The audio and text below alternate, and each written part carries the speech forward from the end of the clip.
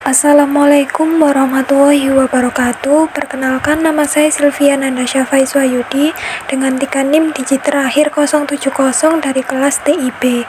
Di sini saya akan menjelaskan tentang standarisasi jaringan komputer. Apa itu OSI? Model referensi jaringan buka OSI atau OSI Reference Model for Opening Networking merupakan sebuah model arsitektural jaringan yang dikembangkan oleh Badan International Organization for Standardization atau ISO di Eropa pada tahun 1977. OSI sendiri merupakan singkatan dari Open System Interconnection. Apa itu TCP atau IP? TCP atau IP, singkatan dari Transmission Control Protocol atau Internet Protocol, adalah standar komunikasi data yang digunakan oleh komunitas internet dalam proses tukar-menukar data dari satu komputer ke komputer lain di dalam jaringan internet. Protokol ini tidaklah dapat berdiri sendiri karena memang protokol ini berupa kumpulan protokol atau protokol suite. OSI layer dengan TCP layer memiliki perbedaan yang cukup banyak. Hal ini disebabkan karena OSI layer dan TCP layer dirancang berbeda walaupun pada dasarnya memiliki kegunaan yang cukup sama. OSI layer memiliki 7 buah layer, yaitu physical layer, data link layer, network layer, transport layer, session layer, prestation layer, dan application layer. Sedangkan TCP layer hanya memiliki 4 buah layer, yaitu network access layer, internet layer, transport layer, dan application layer. Yang keempatnya memiliki fungsi atau kegunaan yang berbeda pada tiap layernya. TCP layer ini merupakan suatu protokol spesifik atau yang bersifat khusus, sedangkan OSI layer merupakan suatu protokol independen atau yang bersifat sendiri. Pada layer teratas yang digunakan OSI layer adalah application, prestation, dan juga session layer yang digabungkan dalam satu layer. Sedangkan TCP layer pada bagian teratas hanya menggunakan satu layer, yaitu layer application. Semua standar yang digunakan pada suatu jaringan TCP layer bisa didapatkan secara percuma atau gratis, tidak berbayar, dari berbagai situs di internet. Sedangkan pada OSI layer, untuk mendapatkan standar yang digunakan, kita harus membelinya di situs pada internet yang menyediakan standar tersebut. Pada perkembangannya, OSI layer sedikit terhambat karena dia memiliki layer yang cukup banyak, tidak seperti TCP layer yang berkembang dengan baik karena dia hanya memiliki sedikit layer, yaitu 4 layer. Kemungkinan untuk kedepannya TCP akan memiliki standar dunia jaringan komputer, tidak seperti OSI yang mungkin tertinggal karena perkembangannya sedikit terhambat. Pada OSI layer, dia mengembangkan modelnya berdasarkan teori yang dia miliki, sedangkan pada TCP layer, dia mengembangkan modelnya setelah melewati tahap-tahap yang telah diimplementasikan. TCP layer mengkombinasikan antara presentation layer dengan session layer dalam satu application layer. TCP dirancang lebih sederhana daripada OSI layer yang hanya memiliki 4 layer saja. TCP layer dirancang lebih kredibel karena protokolnya dan tidak ada network yang dibangun oleh protokol OSI. TCP atau IP versus UDP.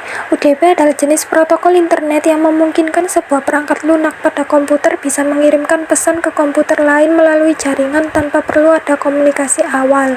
TCP berada di transport layer yang memiliki urutan rapi dan menyediakan komunikasi yang dapat diandalkan.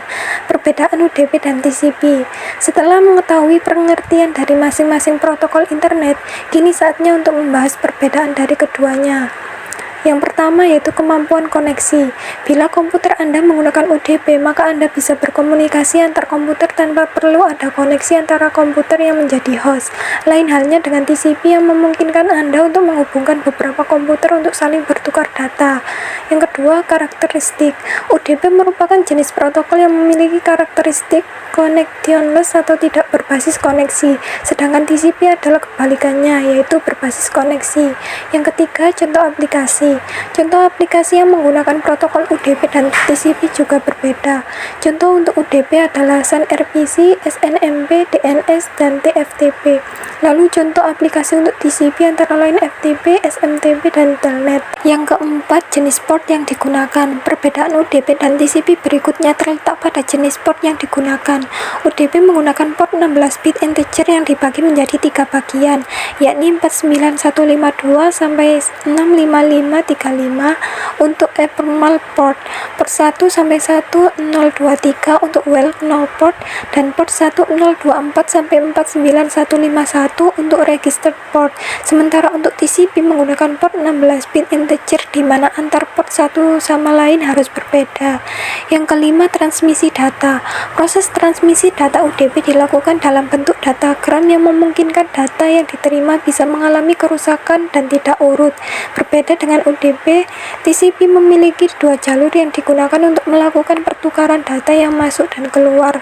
Dengan adanya dua jalur tersebut membuat proses pertukaran data jadi lebih efektif karena dilakukan secara bersamaan. Network Protocol. 1. Domain Name System atau DNS merupakan sistem pendistribusian data yang bertujuan untuk mencari nama komputer di jaringan yang memakai TCP atau IP. Biasanya dipakai di aplikasi yang terhubung ke internet seperti web browser atau email. 2. HTTP atau Hypertext Transfer Protocol, yakni suatu protokol jaringan lapisan aplikasi yang dipakai untuk sistem informasi dengan menggunakan hipermedia. Penggunaannya fokus pada sumber daya yang terhubung pada tautan. Protokol ini dipakai pada www World Wide Web. Tugasnya dalam menerjemahkan suatu pesan agar bisa diformat dan dikirim dari server ke klien serta merespon baik. Yang ketiga, HTTPS adalah protokol yang sama dengan HTTP, akan tetapi HTTPS memiliki tingkat keamanan yang lebih tinggi dibandingkan HTTP, sesuai dengan namanya, Hypertext Transfer Protocol Secure. Yang keempat, FTP, File Transfer Protocol. Istilah tersebut ada dalam lapisan aplikasi dan merupakan standar penyaluran file komputer antar mesin dalam sebuah internet network. FTP hanya memakai username dan password yang dikirim dalam bentuk yang tidak mudah dibaca. Yang kelima, UDP, User Datagram Protocol, merupakan sebuah protokol lapisan transfer TCP atau IP yang mendukung komunikasi yang tidak andal, unreliable communication, dan tidak menggunakan koneksi antara host-host di jaringan yang memakai TCP atau IP. UDP berfungsi untuk mengirim pesan pada suatu protokol lapisan aplikasi. Yang keenam, ICMP, Internet Control Message Protocol. ICMP merupakan peralatan-peralatan yang terhubung melalui jaringan internet untuk keperluan analisa jaringan. Penggunaan ICMP yang terkenal adalah ping dan traceroute.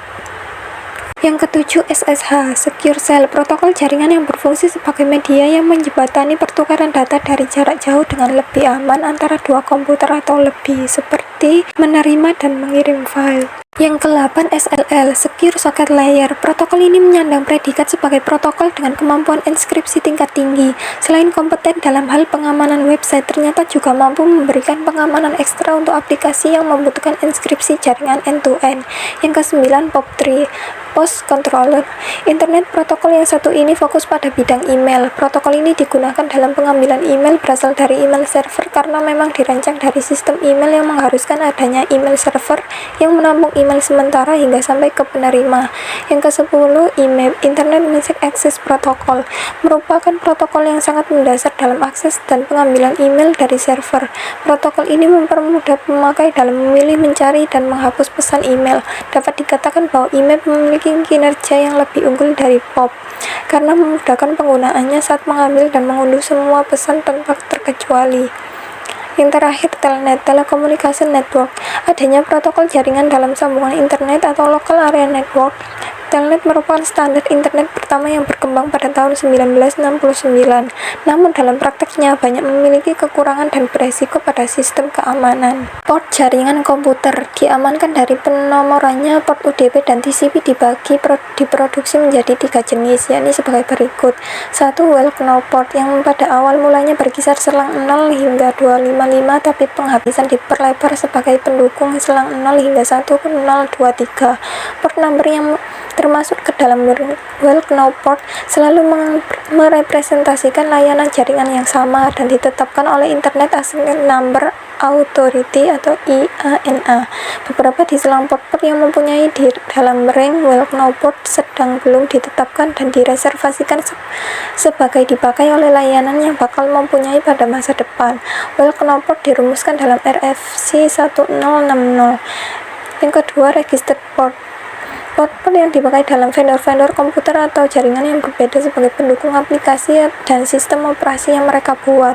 Registered port juga dikenal dan didaftarkan oleh IANA tapi tidak dialokasikan secara permanen, sehingga vendor lainnya mampu memakai port number yang sama. Rank registered port berkisar dari 1024 hingga 49151 dan berbagai port di selangnya yaitu dynamically assigned port. Yang ketiga, dynamically assigned port adalah port-port yang ditetapkan oleh sistem operasi atau aplikasi yang dipakai sebagai melayani request dari pengguna berlandaskan dengan kebutuhan. Dynamically assigned port berkisar dari 1024 hingga 65536 dan mampu dipakai atau dilepaskan berlandaskan kebutuhan. Sekian yang dapat saya sampaikan. Apabila ada kesalahan kata dan perbuatan, saya mohon maaf. Terima kasih atas perhatiannya. Saya akhiri. Wassalamualaikum warahmatullahi wabarakatuh.